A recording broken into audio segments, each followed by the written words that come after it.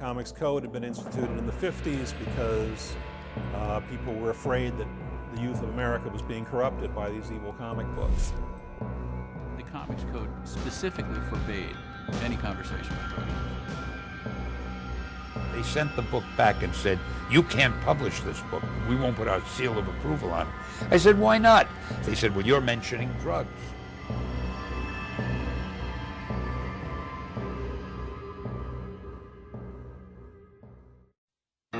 Seduction of the Innocent was the title of Frederick Wertham's self-published novel in 1954, which caused unprecedented demand for comic book censorship in the US. The Comics Code of 1954 was the result of a compromise between the public and comic book industry on self-regulating comic contents. Citizens wanted comics to be kid-friendly and less violent. This led to decades of restriction on the contents of comics, causing conflict between the authority and the writers of comic books.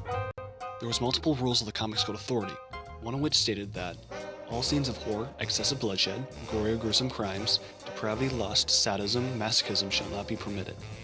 This line, although affected the majority of comics, was targeted on one genre in specific, crime comics. These were a popular type of comic known for dealing with crime and attempts justice, almost all the time dealing with one or multiple of the issues previously stated.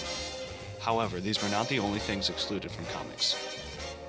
But before we can thoroughly teach you on what the Comics Code was, we need to inform you a little on what the comics themselves were like before this code went into effect. Comics entered the stage in 1930, and with all new things, there was controversy. Teachers and educators saw comics as bad influence to the students' reading abilities, and tainted their taste in literature.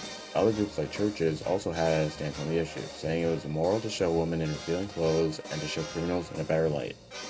This era, known for the freedom of creativity as well as the lack of censorship, is often referred to as the golden age of comics, though one notable person in particular seemed to be pretty against this lack of regulation, Frederick Wertham.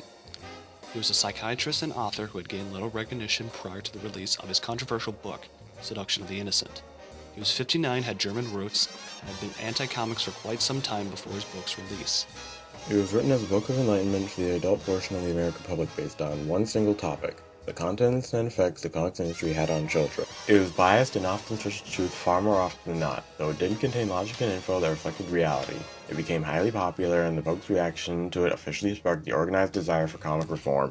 Though many people had agreed with Wertham's opinion before his book's release, these groups never went after the industry itself, and instead just focused on the contents. This allowed comics to continue the same less than child-friendly course they had already been on until 1954, and this man's book changed everything. Seduction of the Innocent was brought before the U.S. Senate's Subcommittee on Juvenile Delinquency after several individuals, more specifically mothers, had sent letters regarding their concern. Upon studying Seduction of the Innocent's contents, they agreed with Dr. Frederick's claims. It was a combination of Senate hearings, as well as public demand, that caused the industry to cave into the public's pressure. Rather than have the government regulate the contents of the comics, they opted to use the code created by the Comics Code Authority. The Comics Code Authority was a group created by the Comics Magazine Association of America, also referred to as the CMAA, as a way of censoring the comics industry and was widely adopted throughout. This document of rules and guidelines was known as the Comics Code of 1954. It required that all comics be looked over prior to their publication and, if failed to pass said test, they were sent back and subjected to change. This was further enforced by a special stamp placed on it that helped plainly identify if it had passed. Most retailers at the time had agreed to only sell comics that gained the authority stamp, enforcing the code and forcing publishing companies to comply. That stamp of approval was the key to getting their comics out on the market. This was the major reason so many companies used the code, because without the seal there were no retailers. It also meant that some publishers that wanted to get approved had to change their comics, sometimes completely. That change, well desired by a good portion of the public, was not entirely supported by the writers and artists themselves. EC Comics, for example, a major publisher prior to the code's introduction, selling comic series like Tales from the Crypt, Weird Fantasy, and The Haunt of Fear. Each of its series, a part of the crime comic genre, all broke the Comics Code in one way or another, and the company was forced to cancel each of its series of comics because of its refusal to comply and their inability to get its comics on store shelves. Other issues that some writers had was character personalities, traits, and likes and dislikes. Take the Joker, for instance. He went from being a deadly, insane, and cruel thieving murderer during the Golden Age to a silly, funny man who was much less violent in the Silver Age. These changes in comics and the issues created later on lasted for around 2 decades, and may have lasted longer, if not for one decision made by a certain man. That man's name is Stan Lee. Stan Lee was a well-known and important figure at Marvel Comics who is credited for creating heroes like Spider-Man, Hulk, and Thor. as well as superhero teams like X-Men and the Fantastic Four. Contributions he gave to the company helped shape many movies and TV series later on, and it was that this same work that ended up bringing forth change in the industry. It was the year of 1971. Stan Lee had received a letter from the Department of Health, Education, and Welfare asking if he could do a comic issue that would tackle the problem of drug addiction, a prominent problem at the time. He accepted and decided to use the Amazing Spider-Man series to give the message. He was able to get a 3-part comic story done, but had one problem soon after: the Comics Code Authority. Comics Code of 1954's first line of the section labeled Code for Advertising Matter stated, "Liquor and tobacco advertising is not acceptable." This restricted all advertising of drugs in comic books, including Stan Lee's anti-drug comic featuring Spider-Man. Comics Code Authority sent back his comic stating that they would not approve of it regardless of intention or official requests. Stan, having to decide what to do now without the codes of approval, took a chance. He took the 3 comic book issues to his publisher and asked that they were to be printed without the seal of approval. His publisher, Martin Goodman, approved of his request, and the issues were printed and sold with almost no backlash. I got a letter once from the Office of Health, Education, and Welfare in Washington, and they said, Mr. Lee, recognizing the influence of your comics, blah, blah, blah, and drugs are a big problem. If you could do an anti-drug story, we'd appreciate it.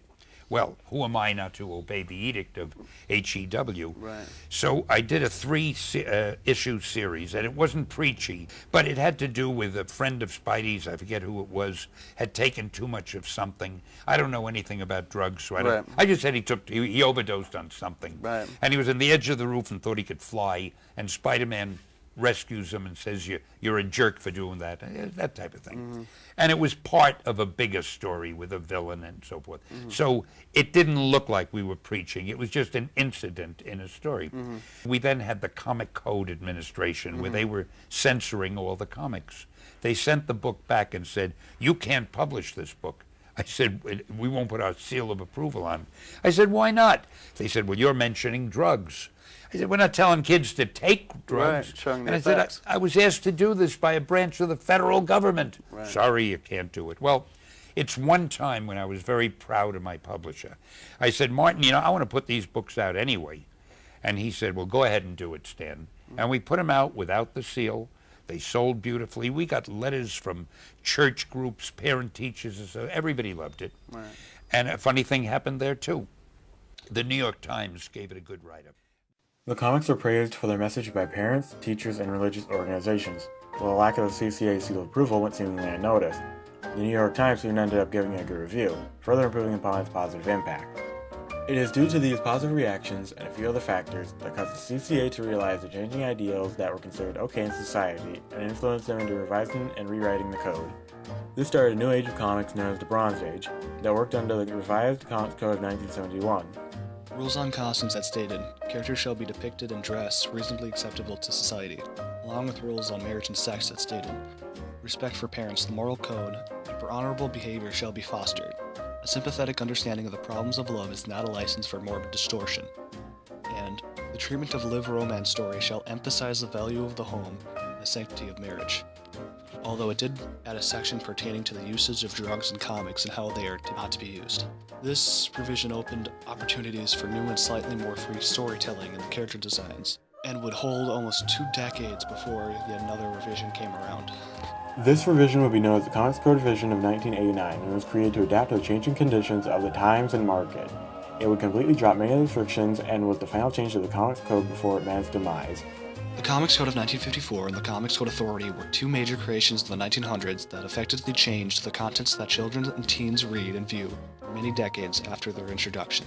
They set the standards of the time for what was and was not appropriate and was an example of how far you could push people before they speak up and unite against you. It was also an example of how society's views change over time and that rules and regulations have to be flexible in order for them to stay relevant. It was an age of censorship that may have helped change, or at least affected, the growing minds of the younger generations. It gave more awareness to the adults of the era of just what the mass media was showing their children and a reason to pay attention to what they as consumers were consuming. The Comics Code of 1954 was an early attempt at media censorship that we've seen multiple other times in the following decades for things like TV, movies, and video games. It may have also been this early censorship that influenced how they were made. categorizing the contents and classifying it under a label rather than putting everything under one limited restriction. It may also be because of this lack of flexibility and the reduced concern among the public that caused the Comics Code to become defunct in 2011, when its final two members, DC Comics and Archie Comics, parted ways with it. This would spell the end for the censorship group that now had no purpose to exist. After all, how can it censor the contents of comics if there was no comics to censor?